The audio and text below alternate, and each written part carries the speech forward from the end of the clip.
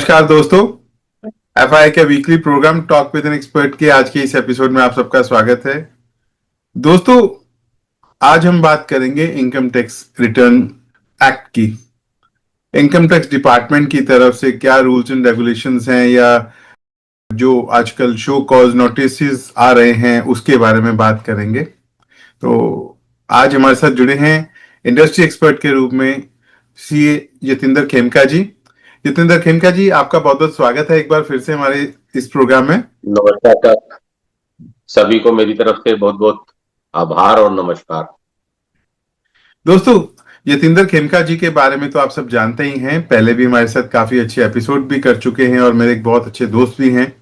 पहले हम succession planning की, इनहेरिटेंस लॉ की जैसे इंपॉर्टेंट टॉपिक्स के ऊपर पहले एपिसोड कर चुके हैं। आज का एपिसोड भी एक बहुत ही इंपॉर्टेंट होने वाला है, जिसमें आज हम इनकम टैक्स रिटर्न्स के बारे में बात करेंगे। इनकम टैक्स रिटर्न्स के जो शो कॉज नोटिस हैं उसके बारे में बात करेंगे।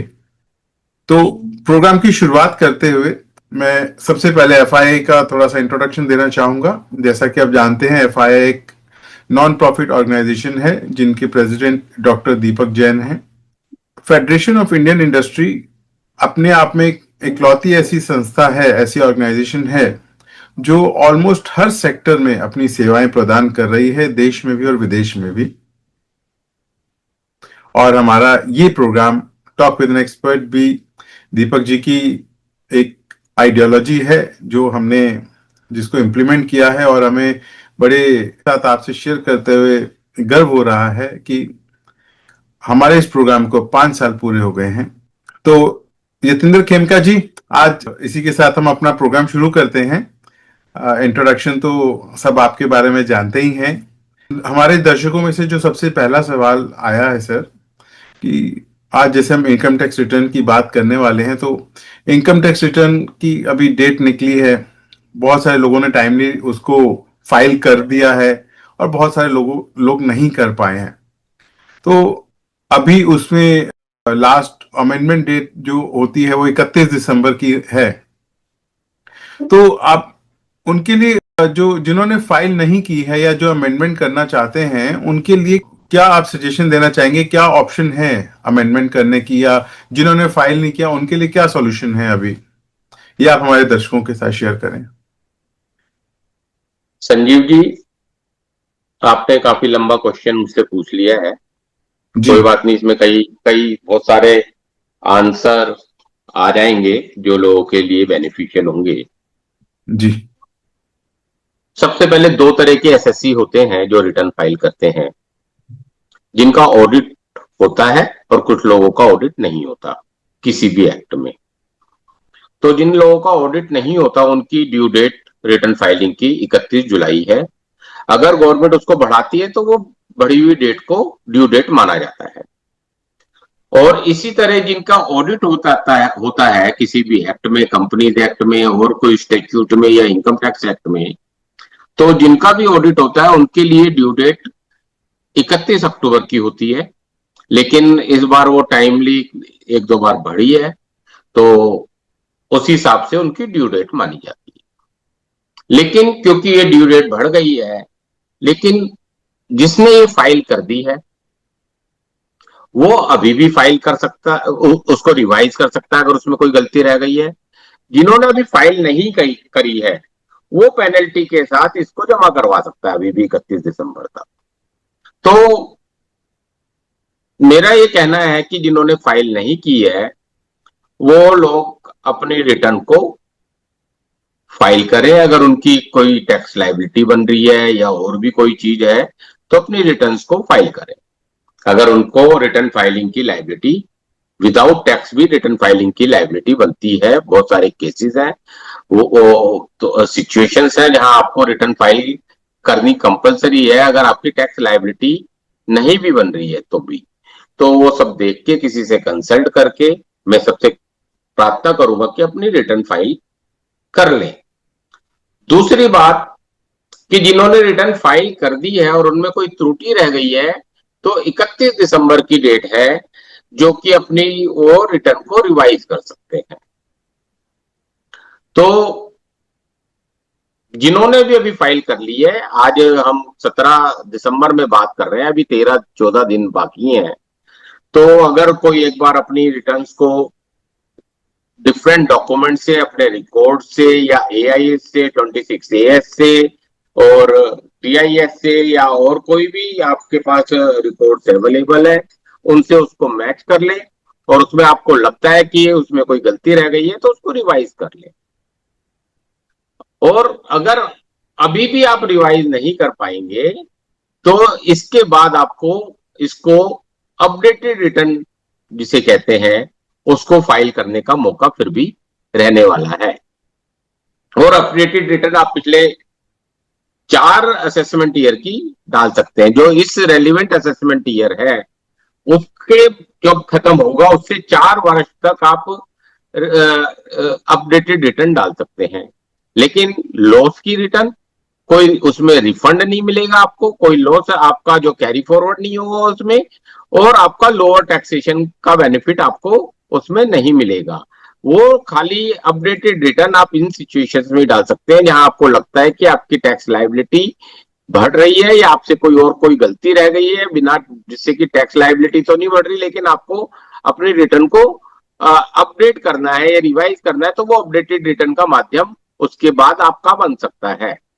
तो मेरा, लेकिन ये अपडेटेड रिटर्न या रिवाइज रिटर्न किसी भी नोटिस आने से पहले, रिवाइज रिटर्न तो अभी आप डाल ही सकते हैं, और अपडेटेड रिटर्न किसी भी सेक्शन में, किसी भी एक्ट में, कोई भी तरह की कार्रवाई होने से पहले इनकम टैक्स डिपार्टमेंट की तरफ से आप अपडेटेड रिटर्न को अपनी फाइल कर सकते हैं। अगर नोटिस आ जाएगा तो आप अपडेटेड रिटर्न फाइल नहीं कर पाएंगे।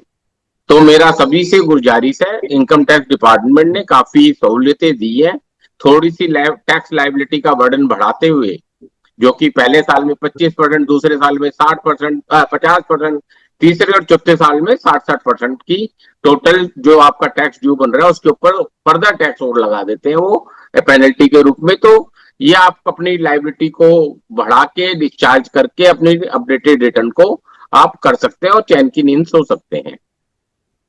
तो मेरा ये मानना है कि आप जितने भी हमारे एसएससीज हैं, टैक्स पेयर्स हैं, तो वो इन सब चीजों को अच्छे से पढ़ लें, अपने टैक्स कंसल्टेंट से, चार्टर्ड अकाउंटेंट से डिस्कस कर लें और अपनी जो भी कमी रह गई है उसको ठीक कर लें। तो मेरा यही कहना है कि आपको अपने रिवाइज रिटर्न और अपडेटेड रिटर्न के माध्यम से अपनी त्रुटियों को ठीक कर सकते हो आप। जी, थैंक यू सर। सर, ये शो कॉज नोटिस क्या होता है? ये आजकल लोगों को बहुत मिल रहा है। शो कॉज नोटिस क्या होता है, थोड़ा सा हमारे दर्शकों को बताएं।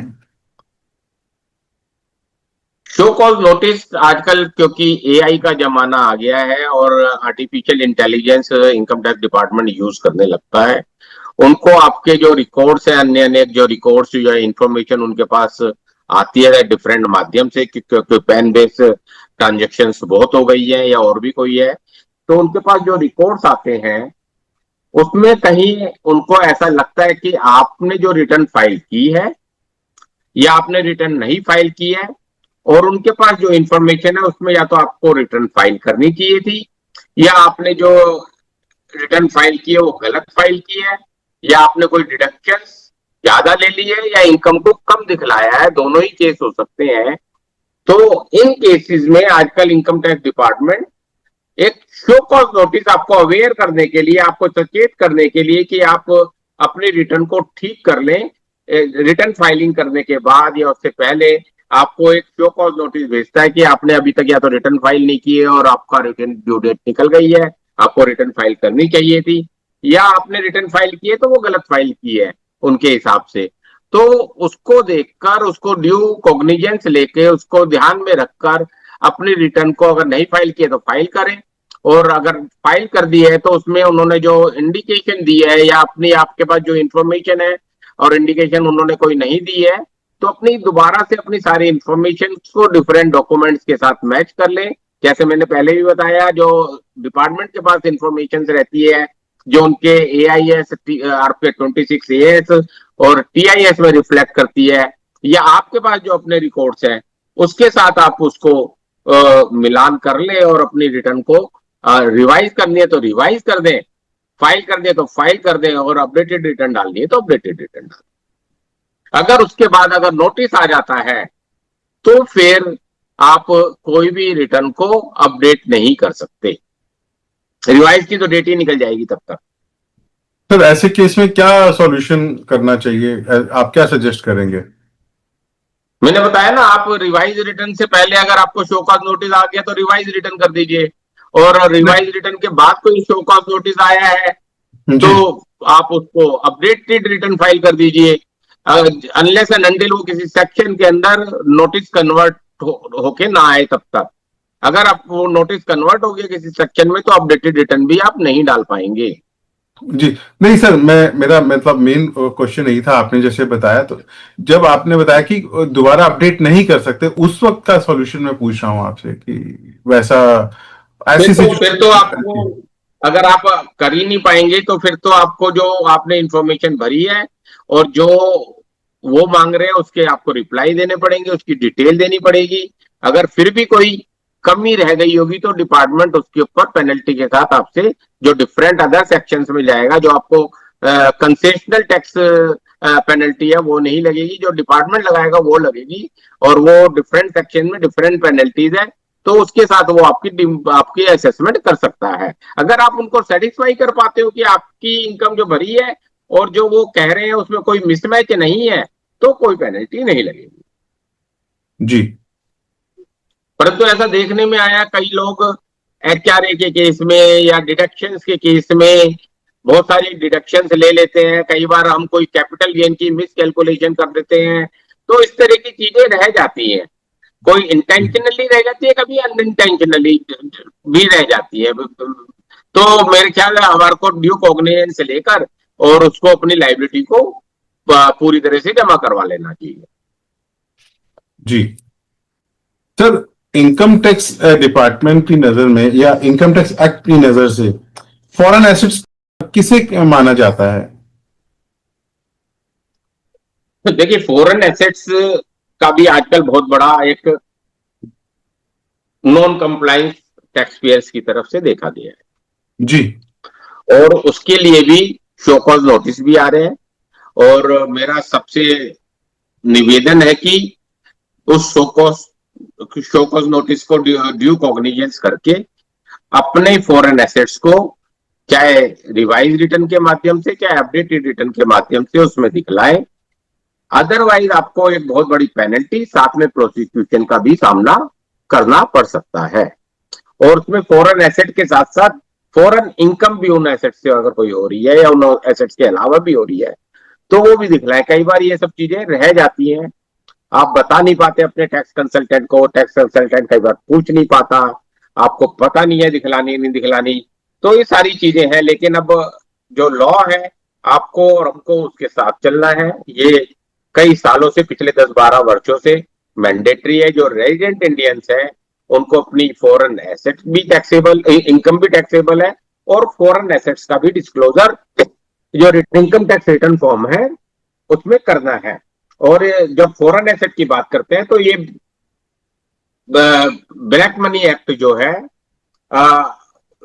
इससे डील करता है, और उसमें इसकी पेनल्टी के प्रोविजंस हैं जो आपको फिर झेलने पड़ेंगे। तो मेरा ये मानना है जिस भी व्यक्ति की मूवेबल प्रॉपर्टी की उन्होंने छूट दी है कि अगर मूवेबल प्रॉपर्टी इन एग्रीगेट आपकी 20 लाख से कम है तो आप नहीं भी दिखलाते, मतलब आपके ऊपर अगर आपने नहीं दिखलाई है तो पेनल्टी नहीं लगेगी, परंतु आपका कंपल्सरी है उसको दिखलाना, मैंडेटरी डिस्क्लोजर है, परंतु पेनल्टी और प्रोसिक्यूशन से आपको छूट दी गई है। ठीक है, मैंडेटरी डिस्क्लोजर से छूट नहीं दी गई है, परंतु पेनल्टी और प्रोसिक्यूशन से छूट दे दी गई है। तो आपको बताना, तो जब नोटिस आएगा तो बताना तो पड़ेगा। लेकिन अगर मूवेबल प्रॉपर्टी खाली 20 लाख से कम है एग्रीगेट आपकी बाहर, तो वो आपको फिर पेनल्टी नहीं लगाएगा, लेकिन आपसे डिस्क्लोजर जरूर मांगेगा उसका कि कौन कौन सी फॉरेन एसेट्स आप हेल्ड कर रहे हैं जो मूवेबल है। इमूवेबल के केस में अगर आपके 1 लाख की 50,000 की भी है, छोटी सी भी है, तो आपको पेनल्टी और प्रोसिक्यूशन के प्रोविजन से छूट नहीं दी है उन्होंने। तो मेरा ये मानना है कि आप अपने ध्यान करके इन सब चीजों का, आजकल बहुत सारे लोग कहीं दुबई में कहीं और जगह पे प्रॉपर्टीज ले रहे हैं, तो अपना डिस्क्लोजर प्रॉपर करें और आराम से नींद सोए और इससे पेनल्टी और प्रोसिक्यूशन के झंझटों से बचे। तो मेरा, क्योंकि पेनल्टी भी 10 लाख रुपए है और प्रोसिक्यूशन 7 साल तक की जेल के उसमें प्रावधान है। तो और टैक्स अथॉरिटीज बार बार एडवर्टाइजमेंट के थ्रू और आपको शोकॉज नोटिस के थ्रू अवेयर कर रही है कि आपकी एसेट है, क्योंकि उनके पास वहां से भी इंफॉर्मेशन अवेलेबल हो रही है। तो नोटिस का ध्यान दें और उनको प्रॉपर रिप्लाई करें, और आपको अगर अपनी रिवाइज रिटर्न या अपडेटेड रिटर्न करनी है तो वो करें और उसका अपनी फॉरेन इनकम और फॉरेन एसेट्स का प्रॉपरली डिस्क्लोजर करें। आपने पूछा फॉरेन एसेट्स कौन कौन सी होती है, तो फॉरेन जी एसेट कोई भी हो सकते हैं, चाहे आपका बैंक अकाउंट ही है उसमें पैसे पड़े हैं, कोई म्यूचुअल फंड ले रखा है, कोई शेयर ले रखे हैं, कोई प्रॉपर्टी ले रखी है, और किसी भी तरह की कोई एसेट आपने बाहर रख रखी है, ठीक है। तो वो सारी मूवेबल इमूवेबल प्रॉपर्टी जो इंडिया में भी प्रॉपर्टी कहलाती है, एसेट कहलाती है, उस टाइप की कोई भी तरीके की चीज आपने बाहर फॉरेन में रख रखी है, फॉरेन की ले रखी है, फॉरेन कंपनी के शेयर ले रखे हैं, तो वो सारे के सारे आपके, कोई आपने डीमैट में आपके शेयर पड़े हुए हैं, आपको ई सॉप्स मिले हुए हैं, तो ई सॉप्स तो आजकल बहुत लोगों को मिल जाते हैं फॉरेन कंपनी के जो बाहर नौकरियां कर रहे हैं। तो इसी तरह बहुत बहुत लोगों के बैंक अकाउंट खुले हुए होते हैं। ये तो बड़ा कॉमनली है। कोई कंपनी किसी बाहर की कंपनी में किसी ने थोड़ी बहुत इन्वेस्टमेंट कर दी और डायरेक्टर बन गया, तो वो भी फॉरेन एसेट हो जाती है। तो इस तरह के अन्य अनेक तरीके की चीजें हैं जो फॉरेन एसेट्स का पार्ट बनती हैं। तो आपको ये देखना है कि आपकी क्या डिस्क्लोजर्स की रिक्वायरमेंट है, डिस्क्लोजर करिए और आराम से अपनी लाइबिलिटीज को पूरा करिए। सर, जैसे कई बार नॉन ऑपरेटिव होने की वजह से कुछ अकाउंट या एसेट्स डोरमेट हो जाते हैं या अकाउंट बैलेंस जीरो बैलेंस होते हैं, क्या ऐसी चीजों को भी रिवील करना चाहिए या डिस्क्लोज करना चाहिए? देखिए, जीरो बैलेंस है तो एसेट प्रैक्टिकली नहीं हुई, परंतु अगर कर दे तो उसमें भी कोई हर्ज नहीं है। जी परंतु जहां डोरमेंट हो गया लेकिन उसके अंदर पैसे पड़े हुए हैं, तो वो तो जी एसेट हो गई आपकी। ठीक है। डोरमेंट तो होने से खाली आपकी एसेट नहीं हुई, ऐसा नहीं है। डोरमेंट तो किसी 1 साल से ऑपरेट नहीं किया, 2 साल से ऑपरेट नहीं किया, तो वो डोरमेंट हो सकता है। और भी कोई रीजन बाहर की कंट्रीज के अंदर हो सकते हैं, कोई केवाईसी की रिक्वायरमेंट है या कोई और रिक्वायरमेंट है, तो जी उसकी वजह से वो अकाउंट तो डोरमेट या हो सकते हैं या जीरो बैलेंस हो सकते हैं। परंतु उनका डिस्क्लोजर एटलीस्ट जिन अकाउंट में एसेट पड़ी है, जिन अकाउंटों का बैलेंस है, उनका तो बहुत ही जरूरी है। जी और ये ड्यूरिंग द ईयर कभी भी कोई बैलेंस रहा है तो आपको दिखलाना है मेरे ख्याल। सर, अगर फॉरेन एसेट इनहेरिटेड हो तो टैक्स ट्रीटमेंट क्या होगा? सर, फॉरेन एसेट अगर फॉरेन में जिस कंट्री में है उसके हिसाब से उसकी टैक्सेशन होगी। उस पर अगर इनकम हो रही है तो आपका रेजिडेंशियल स्टेटस है तो इंडिया में उसकी इनकम टैक्सेबल हो जाएगी आपको। और क्योंकि हम अभी जो बात कर रहे हैं फॉरेन एसेट की, वो रेजिडेंट इंडियन के केस में ही बात कर रहे हैं। तो रेजिडेंट इंडियन की ग्लोबल इनकम इंडिया में टैक्सेबल होती है। अगर उसपे कोई टैक्स वहां पर भी लेगा है तो उसका रिबेट, उसका क्रेडिट आपको यहाँ इंडिया में मिल जाएगा, राइट। तो फॉरेन इनहेरिटेंस प्रॉपर्टी से अगर कोई इनकम भी हो रही है तो वो टैक्सेबल है। और इनहेरिटेंस प्रॉपर्टी के ट्रांसफर होने पे अगर कोई टैक्सेशन लॉ है तो उस कंट्री का की एप्लीकेबिलिटी आएगी एज फार एज, और उसको फॉरेन एसेट माना रहेगा। तो आपको फॉरेन एसेट जब आपके हाथ में आ गई और आपके नाम में उसका ट्रांसफर हो गई और नहीं भी हुई है तो अंडर प्रोसेस भी है, तो आपको उसको दिखला लेना चाहिए, मेरा ये मानना है। क्योंकि वो प्रॉपर्टी आप after death of the disease आपकी वो हो जाती है, और आपको उसको अपनी फॉरेन एसेट की शेड्यूल में इनकम टैक्स की रिटर्न जब भरते हैं दिखला लेना चाहिए। जी खेमका सर, आज के लिए बस इतना ही। तो जाने से पहले मैं आपसे निवेदन करूंगा कि आप हमारे जो इंडियंस हैं जो इंडिया में रह रहे हैं या जो अब्रॉड हैं उनके लिए कोई मैसेज आप देना चाहें, इनकम टैक्स में कुछ ध्यान रखने लायक कोई बातें आप शेयर करना चाहें तो प्लीज शेयर कीजिए एज ए क्लोजिंग नोट। नहीं, मैं तो सबसे सबसे बार बार ये की रिक्वेस्ट करता हूँ दूसरे चैनल्स पे भी, जब मैं न्यूज चैनल्स पे या और कहीं किसी भी टेलीविजन में भी जाता हूँ, कि इनकम टैक्स की जो आपकी लाइबिलिटी इन इंडिया बन रही है, आप रेजिडेंट इंडियन है, नॉन रेजिडेंट है, एनआरआई है, विद रिस्पेक्ट टू इंडिया, आप उसके हिसाब से अपनी ड्यू रिटर्न्स भरिए यहाँ पर, और जो जो आपके डिस्क्लोजर्स हैं वो करिए, और अपना ड्यू टैक्स भरिए, और आपका क्या रेजिडेंस स्टेटस है ये डिटरमाइन करवाने के लिए किसी टैक्स कंसल्टेंट से, चार्टर्ड अकाउंटेंट से आप संपर्क करिए, क्योंकि लॉ थोड़ा कॉम्प्लिकेट है लेकिन आसान भी है। तो अगर आप किसी अच्छे कंसल्टेंट से अपनी राय मशवरा करके अपनी रिटर्न दाखिल करवाते हैं, फाइल करवाते हैं, तो मेरे ख्याल उसकी आपकी ड्यू लाइबिलिटी जमा होगी, टाइमली होगी, और आपको हार्डशिप का सामना कम से कम करना पड़ेगा। और जो भी आप किसी भी कंसल्टेंट के पास जाएं तो अपनी पूरी इंफॉर्मेशन उसको डिस्क्लोज करें, पूरी जानकारी दें, जिससे कि वो आपको सही सलाह दे सके, और किसी भी तरह के किसी भी इधर उधर के बहकावे में ना आए, और अपने due tax liability with in the four corners of the law आप डिस्चार्ज करने की कोशिश करें। धन्यवाद जितेंद्र खेमका जी। आज आज हम यहीं पे विदा लेना चाहेंगे।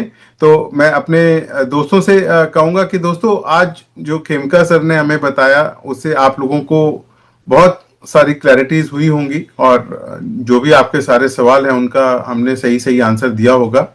अगर फिर भी आपका कोई सवाल है आप हमसे शेयर कर सकते हैं। आप हमें पोस्ट कीजिए हमारी वेबसाइट के थ्रू, या ईमेल पर आप हमें पोस्ट कीजिए, हम उसका आंसर देने की पूरी कोशिश करेंगे।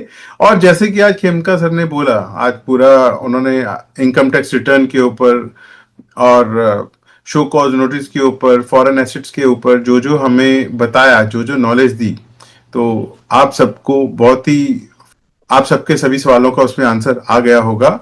और इसी के साथ ही मैं आप सब लोगों से ये भी निवेदन करूंगा कि हम सबको एक एज ए नागरिक, एज ए इंडियन सिटीजन, हम सबकी एक जिम्मेवारी बनती है कि हम सारे टैक्सेस समय समय पे उसको फाइल करें, रिटर्न्स फाइल करें और टैक्स जमा कराएं, ताकि हम बहुत सारी चीजों से, प्रॉब्लम से बचे रहें। और इससे सरकार को भी फायदा होता है, और सरकार हमें फैसिलिटीज भी प्रोवाइड करती है जिससे हमें फायदा हो, चाहे हम भारत में रह रहे हैं या भारत से बाहर रह रहे हैं। तो ये एक बहुत जरूरी है कि एक तो इंफॉर्मेशन अपडेट होना, इनकम टैक्स या कोई भी टैक्स लायबिलिटी है उसको टाइमली फाइल करना, इंफॉर्मेशन अपडेट करना और उसको डिपॉजिट करना, ये हमारी एक बहुत बड़ी जिम्मेवारी है जो हमें समय पे पूरी कर देनी चाहिए।